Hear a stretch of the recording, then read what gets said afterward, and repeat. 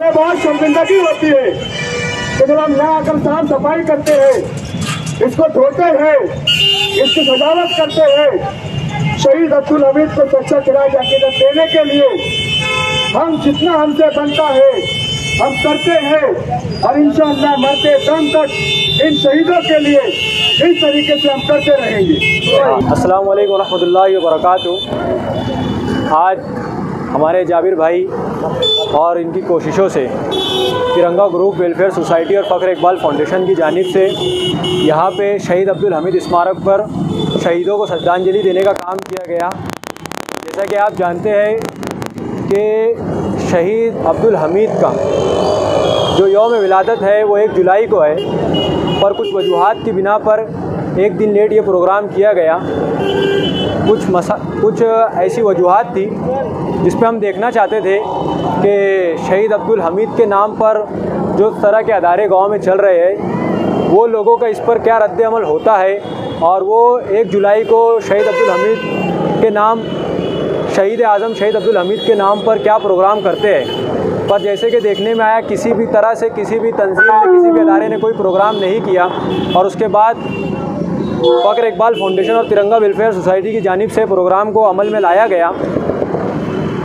आज मैं आपको ये बताना चाहता हूँ कि जिस तरीके का ये प्रोग्राम यहाँ पर अमल में लाया गया, नौजवानों से मेरी ख़ास करके अपील है कि हमें अपने शहीदों की तारीख़ को नहीं भूलना है। किसी भी कौम की बर्बादी का सबसे बड़ा सबब होता है कि वो अपने आबा व अजदाद की तारीख़ को भुला बैठती है।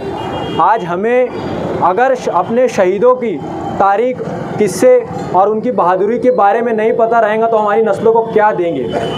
तो इसके लिए मैं इस ख़ास तौर से शहर के नौजवानों से अपील करता हूँ कि हम अपनी तारीख़ को ना भूलें और हमारे जो भी शहीद आज़म हैं, जो भी इस दुनिया से जा चुके, जिन्होंने इस वतन के लिए अपनी जान को गंवाया है, हमें जान गंवानी नहीं है, पर हमें कम से कम अपने शहीदों को याद रखना है ताकि हम उनके नक्श कदम पे चल के इस मुल्क हिंदुस्तान को तरक्की और खुशहाली की राह पर ले चल सके और इस मुल्क में इत्तेहाद और इत्तेफाक और अमन के साथ रह सके।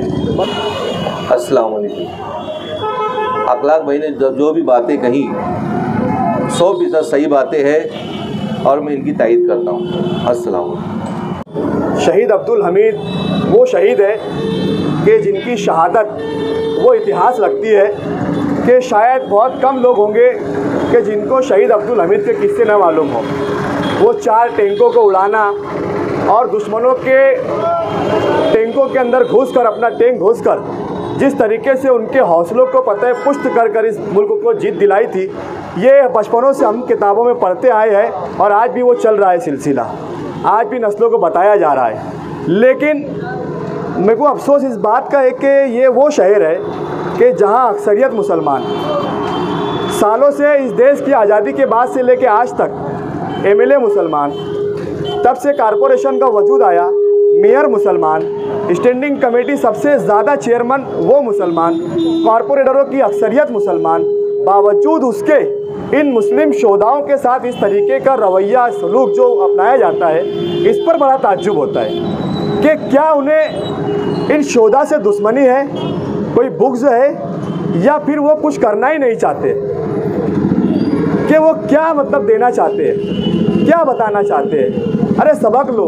हम इस पार से थोड़ा उस पार जब जाते हैं तो माहौल अलग मिलता है, बिल्कुल एकदम मतलब अलग ही माहौल अपोजिट हो जाता है। तो क्या वो लोग भी अपनी आने वाली नस्लों को कुछ देना चाह रहे हैं, कुछ बताना चाह रहे हैं। आज हम देख लो, छत्रपति शिवाजी महाराज का स्मारक एक शहर में 4-4 मिलेंगे, उनकी 2-2 जयंतियाँ मनाई जाती है। पूरा महाराष्ट्र जोश व क्रोध के साथ उनकी जयंती मनाता है, कोई एतराज़ नहीं है, पूरा महाराष्ट्र उनके लिए मतलब जो तो मनाता है। लेकिन ये शोधा जो शहीद हुए हैं, क्या इनके नाम का स्मारक नहीं होना चाहिए क्या? ज़रा आप पूछिए शहर में, इलेक्शनी मैनिफेस्टोल में लो, उसमें डालो, लोगों के ओपिनियन पूछो, क्या मतलब आपको क्या चाहिए, आप क्या चाहते हैं, आपको क्या होना। आप अपना अपना मैनिफेस्टोल बना के आवाम के बीच चले जाते, वोट ले लेते, इक़्तिदार में चले जाते, सत्ता पर बैठ जाते, लेकिन उस शहर की आवाम से तो पूछो जो आपको सत्ता देती है। जो आपको लीडर बनाती है, जो आपको असेंबली भेजती है, जो आपको कारपोरेशन भेजती है, आप उनसे कब पूछकर मैनिफेस्टो बनाएंगे कि आपको क्या चाहिए, आपको क्या होना।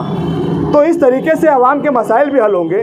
और हम कुछ ज़्यादा आपसे मांग भी नहीं रहे। हम क्या मांग रहे? शहीद अब्दुल हमीद स्मारक हो, यही ना कि उनका एक इतिहास है, उनकी कुर्बानियाँ इस मुल्क के लिए, अशफाक उल्लाह खान की कुर्बानियाँ है, खान अब्दुल खान गफ्फार की कुर्बानियाँ है, सुखदेव की कुर्बानियाँ है, भगत सिंह की कुर्बानियाँ है। हम उनकी कुर्बानियों का सिला इसमें मांग रहे हैं, इसका एवज ये मांग रहे हैं कि उनके नाम के प्रवेश द्वार हो, उनके नाम के स्मारक हो, उनके नाम की अच्छी अच्छी जगहें बनाई जाए। बस यही है ना।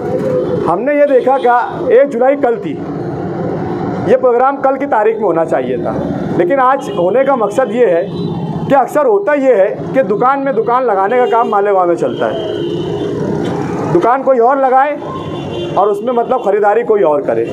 इसलिए हमने कल यहाँ पर कोई प्रोग्राम नहीं किया। मालेगांव शहर में शहीद अब्दुल हमीद फाउंडेशन के नाम के भी लोग हैं। हम ये देखना चाह रहे थे कि कौन कौन शहीद अब्दुल हमीद के यहाँ पर आकर उनकी जयंती मनाता है, यहाँ सजाता है, कोई प्रोग्राम करता है या नहीं करता है। इसलिए हमने कल का दिन छोड़ दिया था, लेकिन हमने देखा और बड़ा अफसोस हुआ कि कल यहाँ कोई नहीं आया, कोई नहीं आया। फिर आज हमने इसी जगह पर, हमारे तो प्रोग्राम मैनिफेस्टो में था, हमने कल की बजाय आज 2 जुलाई को ये प्रोग्राम किया। ये उसकी तफसील है और इंशाअल्लाह जब तक जान रहेंगी इस तरीके से हम शोधा का एहतराम, उनका अदब और उनका जो हक़ है वो उन्हें देते रहेंगे। तिरंगा ग्रुप और फ़ख्र इकबाल फाउंडेशन और जितने भी लोग यहाँ पर आए हैं वो इन शोधा से मोहब्बत रखते हैं, उनकी एहतराम करते हैं, उनकी इज़्ज़त करते हैं। इसलिए 1 घंटे से यहाँ पर खड़े रहकर उन्हें सलामी दी गई, यहाँ पर राष्ट्रगीत पढ़ा गया, सजावट की गई और काफ़ी अच्छी तरीके से प्रोग्राम हुआ। हम आगे भी इसी तरीके से आने वाले वक्त में जैसे जैसे इस मुल्क पे जान निछावर करने वाले लोगों की जयंती और शहादत के दिन आएंगे, हम उन्हें मनाने की पूरी कोशिश करेंगे और शहर के आवाम से कहेंगे कि आप भी शोधा का एहतराम करें। अपने अपने इलाकों में जहाँ कहीं भी उनके नाम से चौक चौराहे बनाए गए हैं, बोर्ड बनाए गए हैं, वहाँ किसी को गंदगी ना करने दे। अगर कोई गंदगी करता है तो उन्हें टोके, उन्हें रोके, उन्हें मना करे, जहाँ कहीं भी पूरे मालेगांव शहर में कहीं पर भी। और अगर आपसे कोई दादागिरी करता है या उस इलाके का कोई मतलब आपको मतलब डराने धमकाने की कोशिश करता है तो आप तिरंगा ग्रुप, फ़ख्र इकबाल फाउंडेशन ग्रुप के लोगों से राब्ता कायम करें कि जहाँ पर भी शोधा के नाम के बोर्ड अगर नज़र आते कोई कचरा फेंकता है तो हमें बुलाइए। अगर वो आपसे नहीं मानते हैं तो उनको मनाने का तरीका भी हमारे पास है।